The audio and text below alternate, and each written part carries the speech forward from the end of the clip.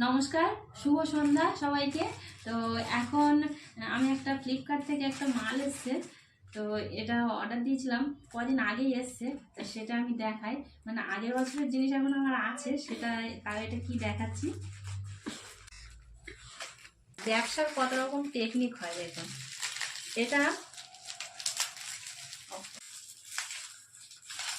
দেখুন, এটা ক্রিম, মানে ক্যাশেটের হিল হিলিং ক্রিম।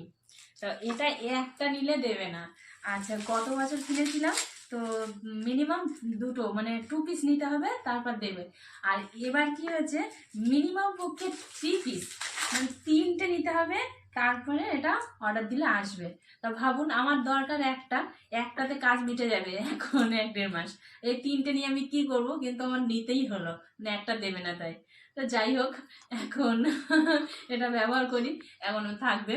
তো টাটা।